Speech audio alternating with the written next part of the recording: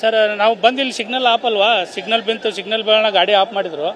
Of ಮಾಡಿ signal open ಆಗಿಬಿಟ್ಟು ಗಾಡಿ ಸ್ಟಾರ್ಟ್ ಮಾಡಿದ್ರೆ ಸ್ಟಾರ್ಟ್ ಆಗಿಲ್ಲ. ಒಂದು 2-3 ಸರ್ತಿ ಶೆಲ್ಪ್ ಹೊಡೆದ್ರು ಅವರು. ಶೆಲ್ಪ್ ಹೊಡೆದ್ಮೇಲೆ ಒಮ್ಮೆಲೆ ಇಂಜಿನ್ದಾಗ ಬೆಂಕಿ ಕಾಣಿಸ್ಕೊಂಡ್ಬಿಟ್ಟಿದೆ. ಇಂಜಿನ್ದಾಗ ಬೆಂಕಿ ಕಾಣಿಸ್ಕೊಂಡ್ರೆ ಎಲ್ಲ ನೀರು ಹಾಕಕ್ಕೆ ಪ್ರಯತ್ನ ಮಾಡಿದೆವು, ಫೈರ್ ಬಿಟ್ಟಿತ್ತು. ಅದನ್ನು ಓಪನ್ ಮಾಡಿ ಹೊತ್ತಿಗೆ ಫುಲ್ಲು ಬೆಂಕಿ ಹತ್ಕೊಂಡ್ಬಿಟ್ಟು ಸರ್. ಅದು ಒಳಗಡೆ ಒಂದು 30-35 ಜನ ಇದ್ರು ಸರ್. ಎಲ್ಲ ಪ್ಯಾಸೆಂಜರ್ ಇಳಿಸ್ಬಿಟ್ಟು ಬೆಂಕಿ ನೋಡ್ಬಿಟ್ಟಿಗೆ ಎಲ್ಲ ಡೋರ್ ಓಪನ್ ಮಾಡಿ ಇಳಿಸ್ಬಿಟ್ಟು ಅವ್ರನ್ನೆಲ್ಲ ಸೇಫ್ಟಿ ಮಾಡಿ ನಾವು ಬೆಂಕಿ ಆರ್ಸಕ್ಕೆ ಪ್ರಯತ್ನ ಮಾಡಿವಿ, ನೀರು ಹಾಕಿ.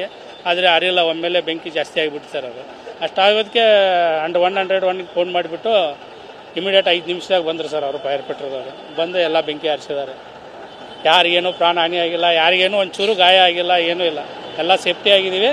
ಬಸ್ಗೆ ಒಂದು ಸ್ವಲ್ಪ ಡ್ಯಾಮೇಜ್ ಆಗಿದೆ ಅಷ್ಟೇ. ಸಂಜಯ್ ಅಂತ ಸರ್. ಹಾಂ, ಕಂಡಕ್ಟರ್ ಸರ್.